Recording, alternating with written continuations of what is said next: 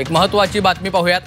जे धनंजय मुंडे यांना कराडचा आपला माणूस असा उल्लेख धनंजय मुंडे यांनी केलेला आहे। काय खरं काय खोटं माहिती नाही असं देखील त्यांनी म्हटलेलं आहे। लवकरच न्याय मिळेल अशी अपेक्षा असल्याचं धनंजय मुंडे यांनी म्हटलेलं आहे।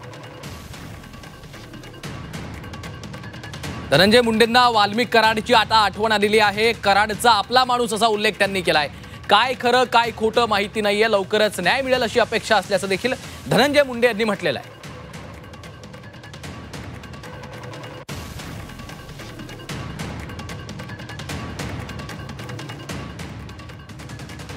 एका सहकार्याची आठवण येते असं वक्तव्य देखील धनंजय मुंडे यांनी केलेलं आहे। त्यामुळे धनंजय मुंडे यांना आता वाल्मिक कराडची आठवण आली आहे। कराडचा आपला माणूस असा उल्लेख धनंजय मुंडेंनी केलाय। काय खरं काय खोटं माहिती नाहीये, लवकरच त्या संदर्भात न्याय मिळेल अशी आपल्याला अपेक्षा असल्याचं देखील धनंजय मुंडे यांनी म्हटलेलं आहे। आज 9-10 महिने झाले कार्यालय चालू आहे, काम चालू आहे। हे सगळं बोलत असताना आपल्यासोबत आपला एक व्यक्ती नाही याची जाणीव पण होते। माझ्यासारख्या एक कार्यकर्ता म्हणून सहकार्याला सहकार्य समजतो म्हणून मला सुद्धा याची कुठेतरी आजच्या कार्यक्रमात जाणीव करून द्यावी लागते। काय चुकलं काय नाही ते बघेल न्यायालय, तर ती जाणीव नक्कीच म्हणून आज या 8-9 महिन्यात जरी कुठं आणि कमी पडला असेल तर येणाऱ्या 4 वर्षात ती कमी पूर्ण भरून काढायची जबाबदारी या ठिकाणी आम्ही दोघेही घेतो। पुन्हा एकदा आपल्याकडनं पूर्ण ताकदीने लढण्याची अपेक्षा ठेवून इथंच थांबतो। तर धनंजय मुंडे यांच्या या वक्तव्याची आता जोरदार चर्चा सुरू झालेली आहे आणि याच संदर्भात बोलण्यासाठी सामाजिक कार्यकर्त्या अंजली दमानिया सध्या आपल्यासोबत जोडल्या गेलेल्या आहेत। दमानियाजी, धनंजय मुंडे यांचं हे वक्तव्य तुम्ही ऐकलेलं आहे। त्यांना त्यांच्या एका जुन्या सहकार्याची आठवण येते, वाल्मिक कराडची त्यांना आठवण येते। मला तर तुम्ही आता जे म्हणालात ना की त्याच्यावरनं चर्चा सुरू झाल्या आहेत, तर मला तर खरंच चर्चा नाही संताप करावासा वाटतोय। मला चीड येते या सगळ्या थर्ड ग्रेडेड राजकारण्यांची चीड येते आणि यांच्या या वक्तव्याची त्यांना वाटतं मी काय थाटात बोललो, पण मला कीव येते त्यांच्या डोक्याची आणि खरंच कीव येते बीड मध्ये राहणाऱ्या लोकांची, कारण त्यांना एक चांगला नेता लाभला नाही।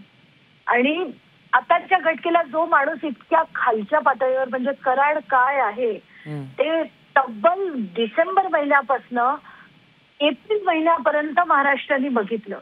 त्यांनी काय केलं, कसं मारलं, कशी गुंडगिरी केली, कशा पिस्तुलं वापरली, सगळं बीडचं जे खरं चित्र होतं त्यांच्या त्या टोळ्यांचं ते सगळं बाहेर आल्यानंतर हा माणूस जर असं बोलत असेल तर मी एखाद्या माध्यमाशी बोलताना माझ्या तोंडून गेलं की थर्ड क्लास व्यक्ती आहे हा, थर्ड क्लास।